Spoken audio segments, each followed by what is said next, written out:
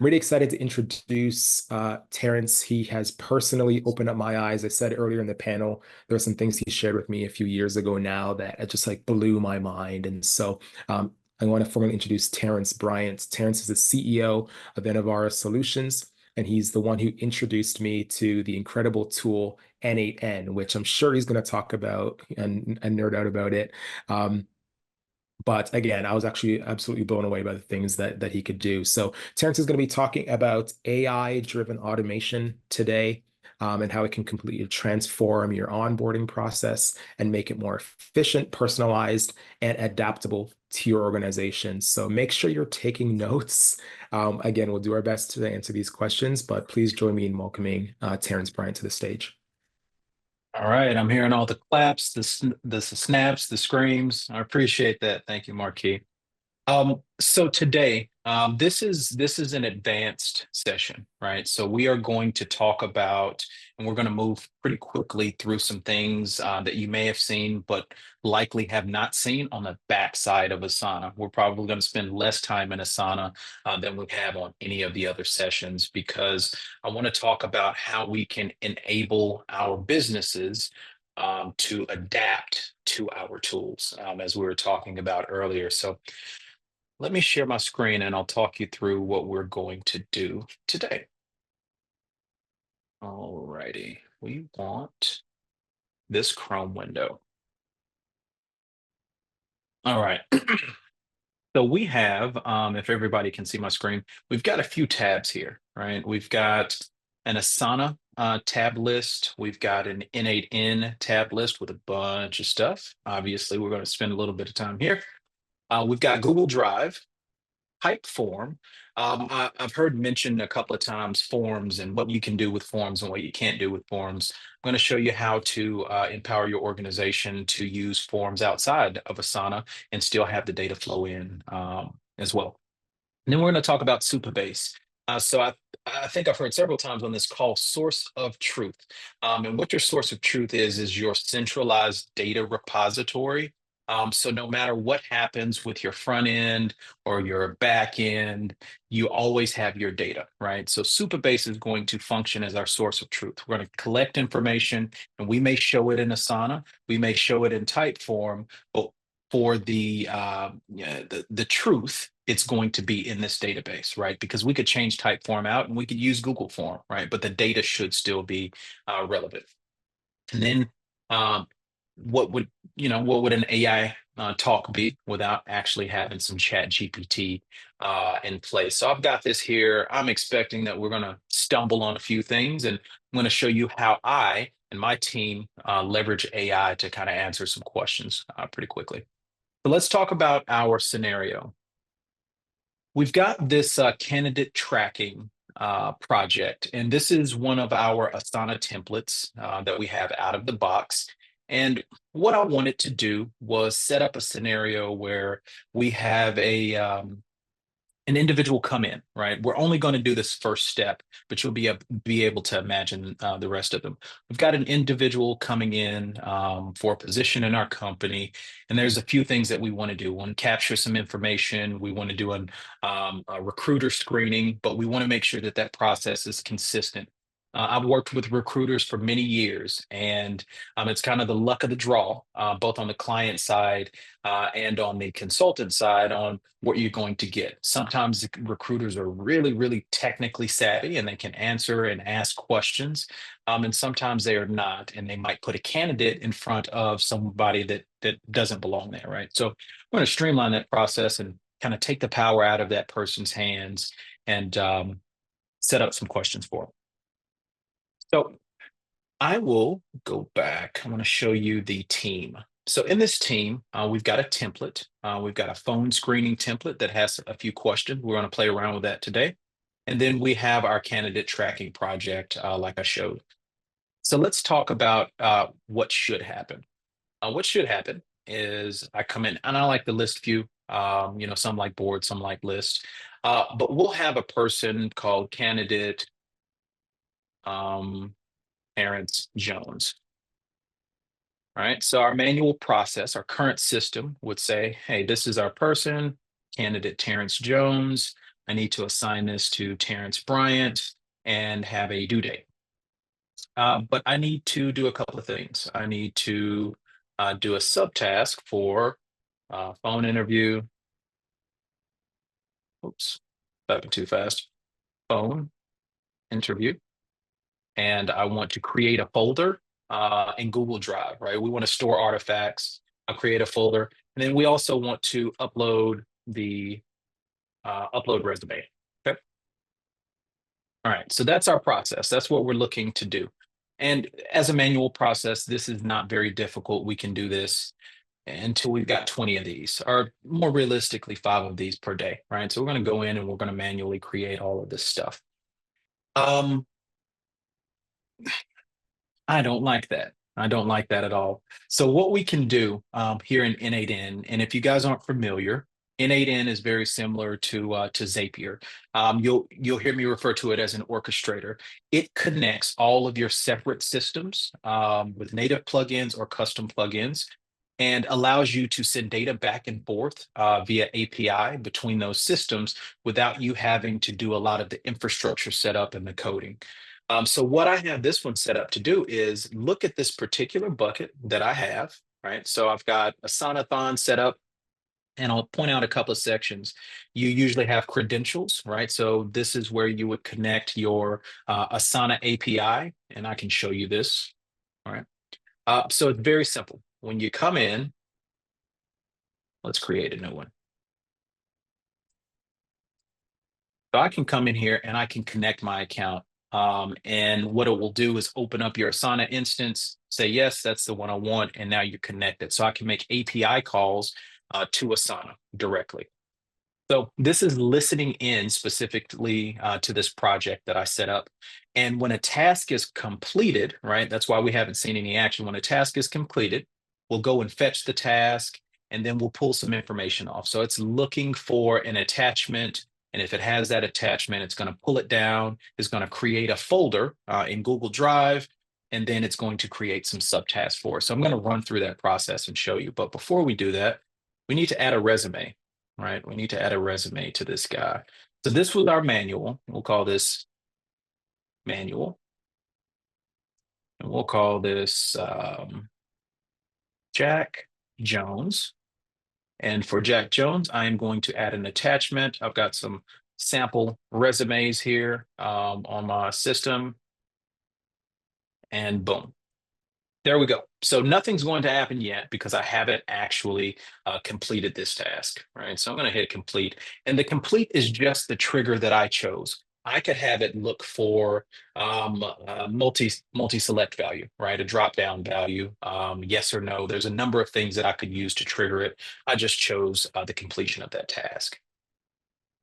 Now, what we should see is this item running, right? So this is N8N telling me that this action was actually captured, and it's going to go through that job that I just saw. So let's take a look. It says we succeeded.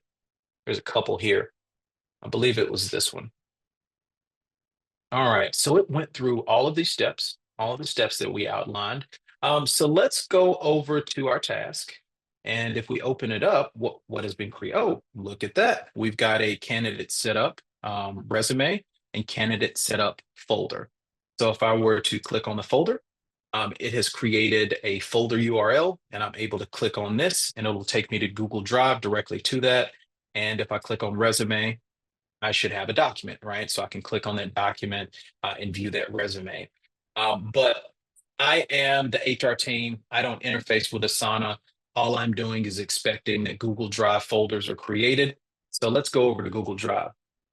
And here we see Jack Jones, and a resume has been added to Jack Jones's folder.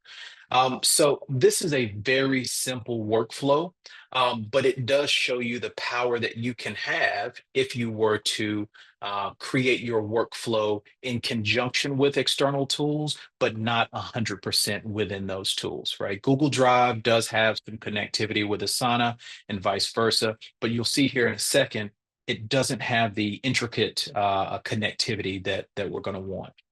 So let's take this example and step it up a little bit. All right. I want to use a new form. I want to use a different form for onboarding my people. I don't want to have to go into Asana and manually create these individuals. Okay, so we're gonna shrink that. We're gonna go over to Typeform. I've had my marketing team, do some cool stuff, and they said, "Oh, we'll just generate one of these forms for you, and then you can use that for onboarding." Okay, so let's open another tab, and this is a new user. All right. And one of the benefits of Typeform, one of the reasons I like it is because you can brand it, right? So if this is something that you're sending out public facing, this is something nice that you can do. But let's say Asana tester, and let's do a Memphis area code, and we'll do testy tester, and there we go, and company testing. We'll move on to the next, and resume, right? So we'll capture our resume here. All right, that's been uploaded. Now, this is a separate tool where we're capturing not only the data, but we're capturing forms, right? So this could be a resume, but this could be a stack of financial papers that we need to get into Asana, right? All right. And what would you like to set up? Right now, I only want to set up phone screening. But imagine that you have 15 other steps. You could select all of the items that you would want to set up as part of this workflow, and then have that go to the system and let the system start processing it. So let's submit that. Oh, let me select it first, and then I'll submit it. All right. So it's done. So what's actually happening? Well, if we come over here, we'll see the new candidate creation. We've got another trigger. This is a type form trigger, and we're checking to see if it's a new user. If it is a new user and they don't exist, we want to set up a couple of tasks for them. We're going to set up a custom form for them to fill out for their survey. And then we're also going to create tasks in Asana. So if I come over here, we should have, there we go, candidate Asana tester has already been created. All right. We are considering Asana tester for a new position in the organization. So this is the message that we can send out to the organization or from the organization about what we want to do with this particular user. We can use the context that we just captured for them and incorporate this in the notes section. Okay. So I want to go back to this execution because it should still be running. Look at all of this testing that I did yesterday preparing for this. I don't know if this is going to go off without any issues, but we'll see. It will be my first perfect presentation if that happens. Okay. So right now, what is happening again is we are going through all of these steps. This is a long running step where it is actually, let me zoom in a little bit here. It is generating the, now I've called it assessments, but it's generating the survey that they're going to use. Let me jump ahead over here and sneak to type form because what we will see is a specific form set up for Asana tester. We've created 20 questions that we pulled from our template, and I'll show you that template in a second, and it's generated a dynamic form. Now, what are those questions? Well, you guys remember early on, I showed you a template, a phone screening template.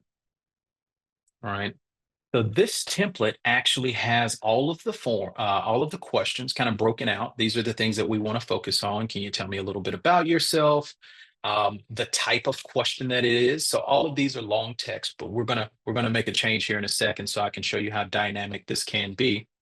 We've got all the question types here. And then when they're finished answering the questions, the answers will actually be alongside those with the template implementation. So let's go back and let's see if we are done. We have succeeded. It took about a minute to do that.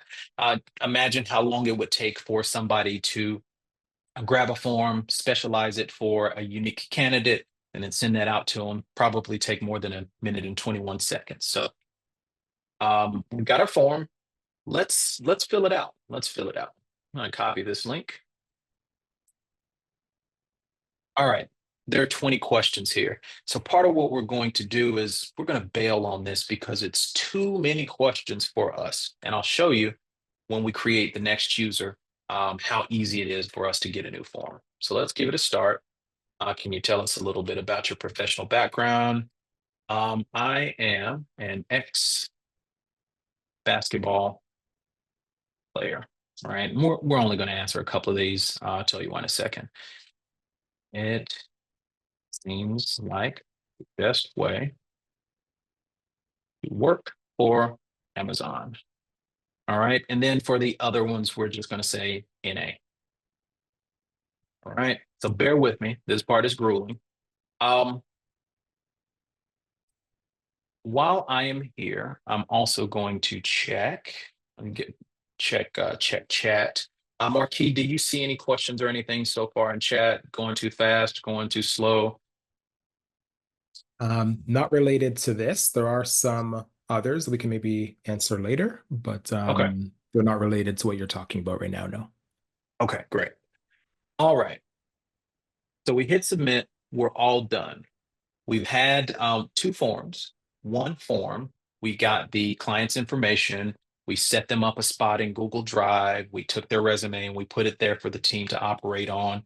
And we also dynamically created a form for the recruiter to go through and ask questions when they're doing their phone screening for consistency. So all of those questions have been answered. You will see that we have the Asana tester phone screening questions here. And we should have, hopefully soon, the answers populate. Let's go over to update answers and see what we got. 1246, very good. All right, so we should have some action. We do not. All right, we'll debug this in a second to see why we actually didn't get our answers populating here. Is what happens when we do it live. It's what happens when we do it live. But we talked about that form being really, really long. So I want to go back to this template and I want to shorten this a bit and I want to change a couple of values. So I'll go in to my Asana templates and we'll take these. I'm just going to cut them. All right. And yeah, that leaves us with that. And then we'll make this yes, no, yes, no, yes, no. Now, what I'm demonstrating here is an opportunity for an organization to modify and change their forms, agnostic of the form system, but still having a single source of truth for your information, right? So, like I said, we could plug this in with Google Forms, Jot Forms, or any even a custom forms engine. But all of the data is actually living here right now, and everybody in the organization that needs access to it can have access to it. So we'll do this. Oh, let's do another thing. I want to add another item and I want to call this one, let's call this one, what is your legal name? And this should be a short text. All right. We're going to hit done. And the way that we're going to test this is we're going to create another user. We're going to register another user. So let me grab the link. Then we're going to call this one Jerry Gotta Work. Jerry is from Nashville. Call him Jerry.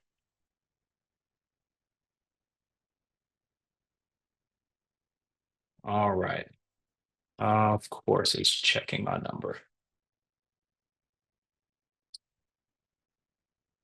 Okay. And then we'll update the same resume. We're going to do a phone screening again. All right. Now that's done. Now remember, originally, we had 20 some odd questions and they were all long text. So if we go back here, we're going to check our candidate tracking. And then we see we've got Jerry Gotta Work here. And he doesn't have his subtask just yet, but he does have his resume that's been uploaded here. And if we go back over here to Google Drive, I guess we haven't finished that piece of the process yet.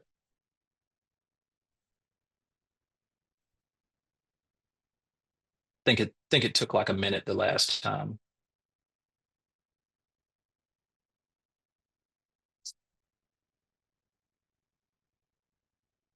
I'm an impatient clicker.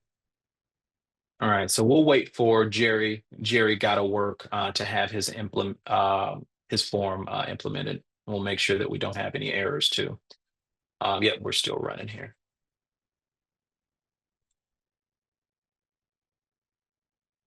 All right. Now, when we're capturing the answers for these questions, I know you guys are asking, when does the AI come in? The AI comes in at the end. The whole time that we've been gathering these details, we've also been storing the answers in our database. So let's move over to Superbase while we're waiting for that form to create. We should see a couple of users, right? So we've got Jane Sims. These are a couple of tests. We've got Jerry Gotta Work. We've got the Asana tester. These were the last two that we put in. And then we should have a few surveys. We should have a few surveys. So this is the Asana tester phone screening.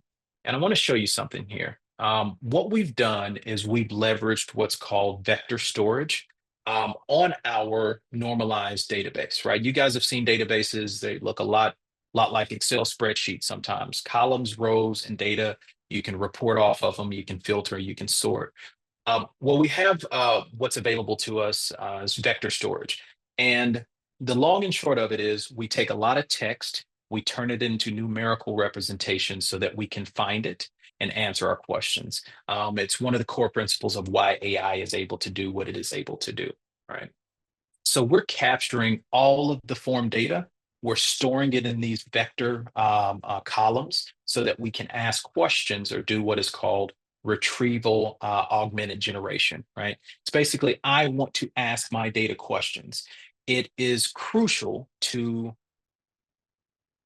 leveraging AI in a meaningful way for your organization. Without your data, it can only do what it knows to do, and that's what the rest of the world has access to. So now what I am doing is creating a database with my information so that I can ask and answer questions about it. So if I've got 500 candidates and I'm looking for a candidate that has a unique skill set based on their phone interview, I can ask the system that, and it will use this data to help identify them. If you were doing that in the traditional way, you would have to write a unique query and your data would have to be structured very specifically to ask those questions. And that's fine if you know the questions that you will need to answer 5 years from now. Oftentimes, that is not the case. We understand what we want to capture, but we may not understand how we want to use that data yet. So, this gives us the ability to capture the information and figure out how we want to use it later on. All right, I've stalled long enough. It should be done. Okay, so let's go back to Jerry Gotta Work. Looks like we've got candidate set up. Yep, candidate set up. Here's his form. And let me see. We should also have over here in Google Drive. Let me refresh.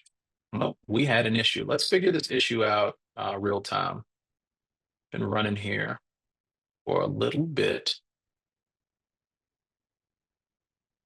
All right, so it said it succeeded after a couple of minutes. All right, so we downloaded the resume. We were able to add the resume. And let me check this one over here. Oh, that succeeded. Success here. Part of the reason that I want to show you guys this back end, when you talk about getting an integration partner to build these types of workflows, they are significantly more complex than what you're actually able to do in Asana, right? So there's not a lot of magic. There is a lot of automation. There is a lot of process that you have to understand. But without this system already, there's not a lot that we can enhance, and we really wouldn't know where to go and identify certain problems. So we are looking at the create forms. Everything seems to have worked okay. Yes, sir, Marquis. Yeah, I just got a question. I mean, earlier people were Hmm. saying, this is amazing, so much possibility here. This accelerates processes so much. I'm just curious, like as a potential customer, I'm looking for a solution like this.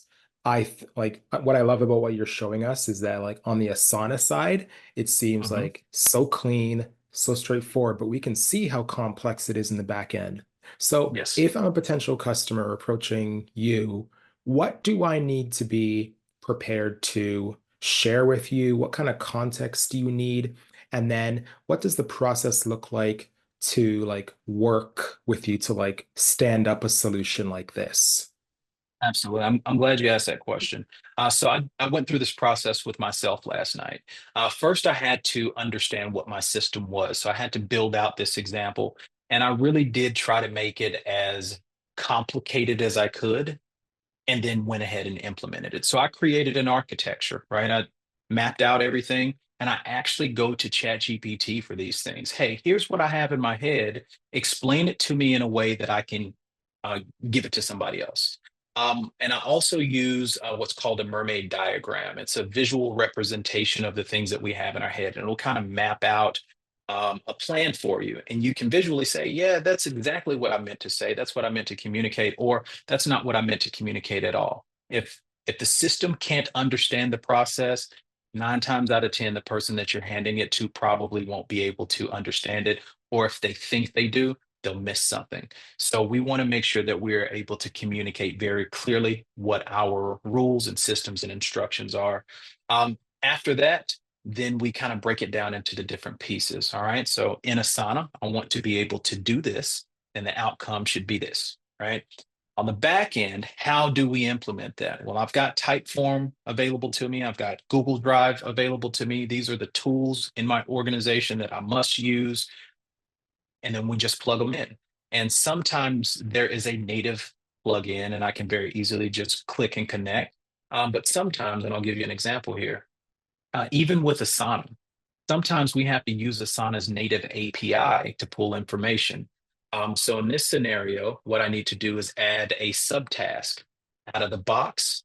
N8N doesn't offer you the ability to do a subtask, so I had to grab the URL, and I also had to create this data packet. But this is where we get the information that we see in the notes. This is how we add the form. And as you see, this form actually comes from a previous node. So all of this stuff starts to come together here in N8N in a way that it just can't in Asana, right? Asana, it can't know all of the things that you want to hook to. And Marquis can attest to this with a lot of our clients. There are tools that we've never even heard of before. So the first question that we have to ask is there an API available? If there's an API and we can get credentials, we can connect to it and extract data back and forth. So a good question. Thank you. Thank you for asking that, Marquis. Yeah.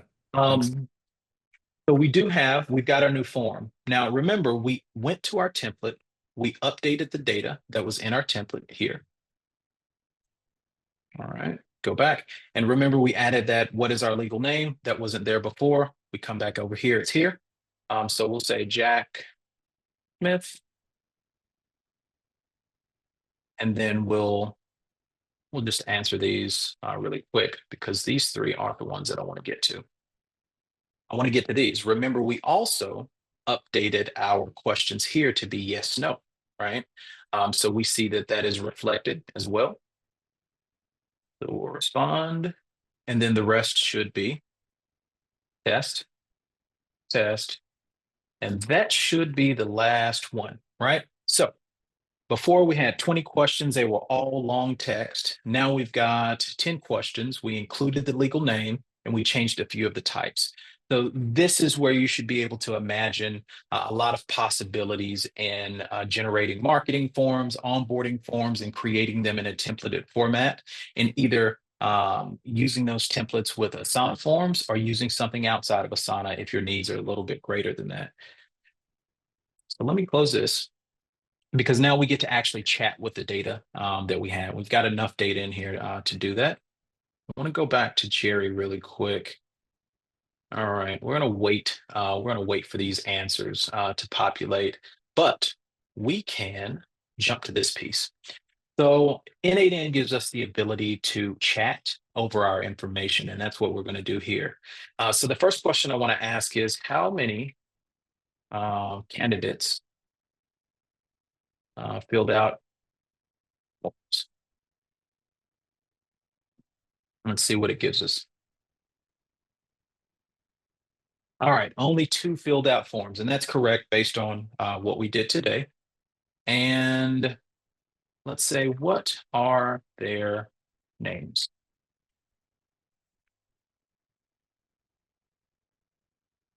All right. So one that provided names. Remember, for the first question or for the first questionnaire, we didn't capture their name, so the system has no way of knowing what their name is. But they do know that there's one named Jack Smith. He's in, and then there's also an unnamed basketball player. So that's the context that they gave us. So let's grab one of the questions. Let's see. Yes, what can you tell us about your professional background? So I want to go back over here. What was the response to this question?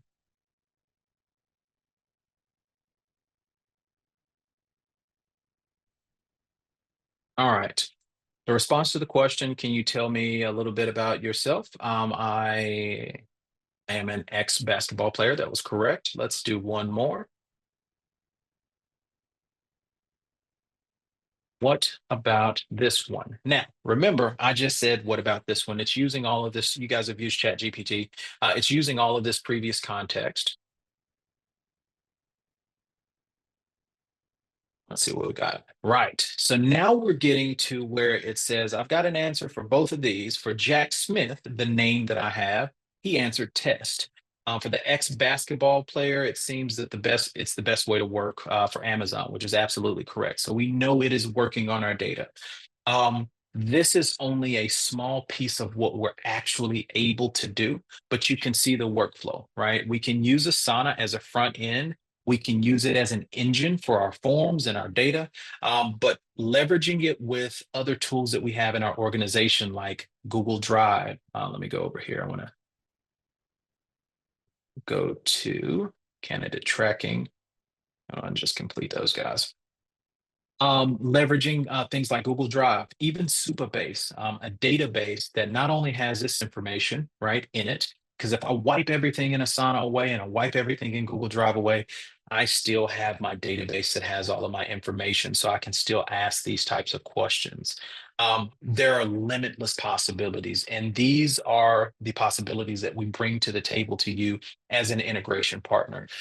So if you can dream it, we can absolutely build it, right? That's what we enjoy doing. That's where our passion is bringing your bright ideas to life. So I want to stop there and see if anybody's got any questions, any crazy scenarios that you would throw out there to see if it's feasible or not. Because I think we've got, is it about 15 minutes, 12 minutes left, Marky? That's right. Yeah, we're just within that window. So yeah, if there is anyone that wanted to raise their hand, I can pull you up onto the stage. You can ask a question to Terrance.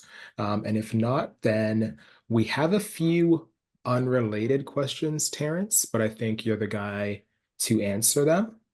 Let me just see. Got some thank you so much, Terrance. Thank you, Terrance. Anyone wanted to raise a hand? Three, two, one.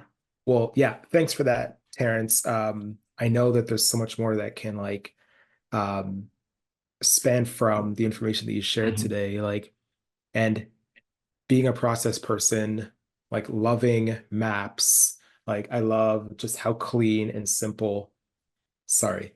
I love how clean your approach to building is. Not simple, it's very complex, but I love how clean it is because even when, one of the things didn't work right away, you were able to go into that workflow and look at it, zoom in, dissect it, and you can see what didn't work, what didn't populate. Mhm. And so for you, I'd love to know, right? Obviously things don't work all of the time. And so what would you say is the most challenging part for you in creating these automations, integrating AI? I would love to know where you get stumped. Because for all of us, we're just like, what's happening right now? This is incredible. And for you, I can assume it's eating ice cream. But what typically stumps you? Eating ice cream does something terrible to my stomach. So I hope it's not like eating ice cream. Um, Okay. Honestly speaking, the thing that stumps me is the people. The machines will always do what the machines are designed to do. When I say the people, That's sometimes me overthinking or underthinking a problem, not getting clarity from the client. Early on, it was very easy to say, yes, we can do that, and not understand the scope and not know which questions to ask that may be roadblocks on down the road. But that's where the stumbles are, right? The unknowns. And they're not challenges that are difficult to overcome. Usually, what we're faced with is, hey, we figured this out, and there's only 2 weeks left in this project, or we didn't consider this early enough, and now we have to pivot. Um, but that's it. It really is it really is that piece. It really is that piece is just understanding the problem well enough to solve it the right way. Right. Yeah, there's always the known unknowns, right? Mhm, Um, got another question here. What are the benefits of N8N over Zapier? Like there are so many orchestrators, mhm. Make, Unito. Like why did you choose N8N and what are the benefits over traditional tools like Zapier? Well, I noticed somebody mentioned having to be HIPAA compliant earlier. N8N offers you the ability to self-host, right? So we can put all of this information, all of this logic on your own hardware, even if it's in the cloud in an environment that is, HIPAA compliant or compliant for whatever your industry is. That was the biggest piece that was attractive to me. I wasn't locked into um, a vendor's pricing that is always subject to change. And the fact that this is a community built platform, it means that you can extend it in a very seamless way. Uh, I like Zapier, I like Make, I really do like those tools, but you have to play within their sandbox. And as an integration specialist and as a fractional technology office, we have to make sure that we can play outside of the sandbox for our clients because that happens more often than not. But those were the biggest reasons is the ability for us to work outside of the bounds that are originally set. Great, that's clear. Had a question from a session earlier that I thought would be relevant Mhm. to your talk, because it's connected to AI. Um, but how does the depth of intelligence and robustness of AI technology in Asana compare to other common tools like ChatGPT or Claude? Yeah, that's a good question. What exists in Asana is always going to be better because it's what those other tools that you mentioned have, plus the plus the intelligence that only Asana has. So if you talk about, the way the projects are structured, it can understand those hierarchies. Whereas if it's not been publicized, the other LLMs aren't able to actually pick up on that knowledge. It just can't have it. So it can read API documentation and help streamline some of those things. But if you really wanted to know the best way to do it, the most efficient way to handle the processes, Asana knows that because they are building from the inside. Very similar to how we were building our own repository of data on our clients.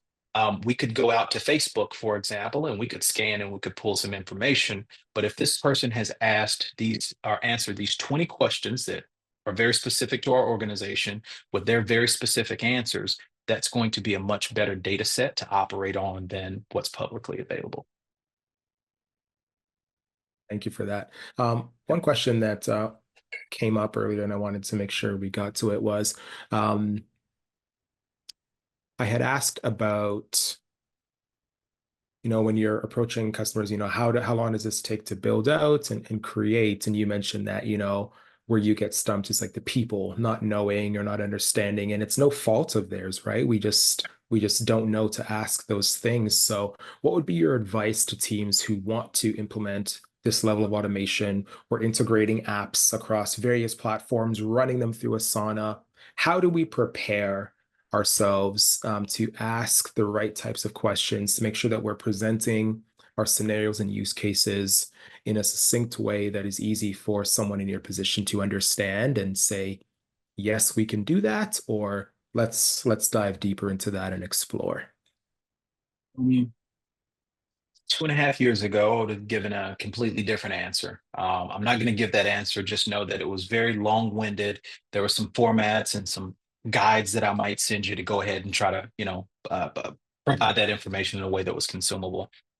Now I tell clients, You can talk to us and we can record it, with Chorus or Fireflies or any of our, virtual assistants.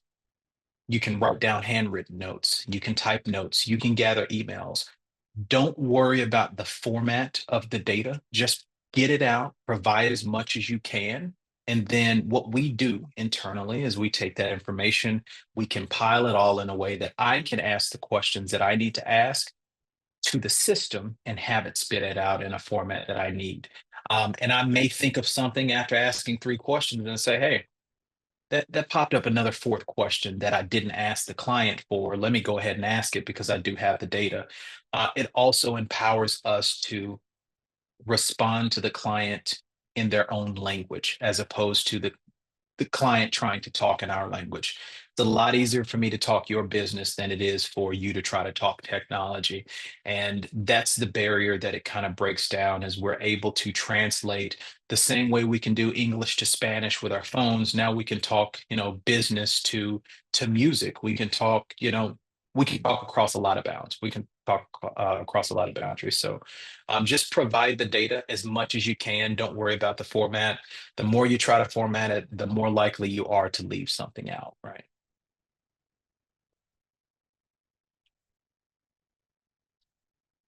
You're muted, Marquis. I was going to let him go this Thank you time. so much. Thank you so much.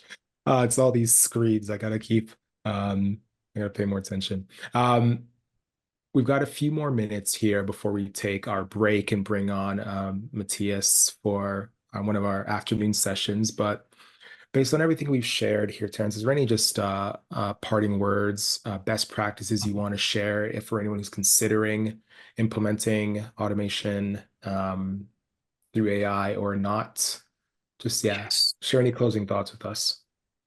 So today was very specifically, as I mentioned early on, an advanced look at what it takes to build these types of systems.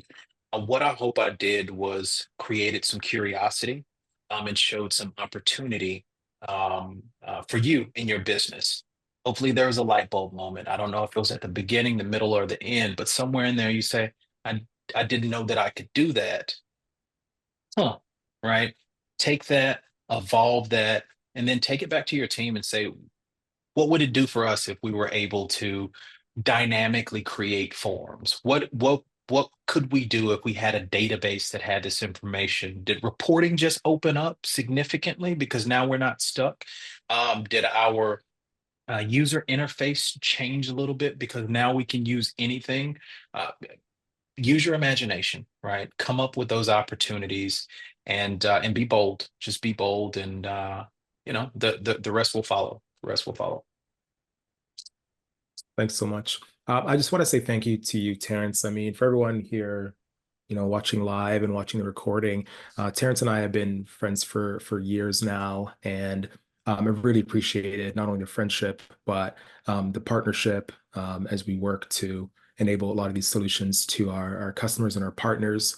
And though I know Asana, there's only so much that our team can do. And so, Terrance, I just want to say thank you because you've just been instrumental to the solutions we've been able to implement as well. So your partnership is appreciated and your time today is appreciated. And just want to thank you for sharing all of this with us.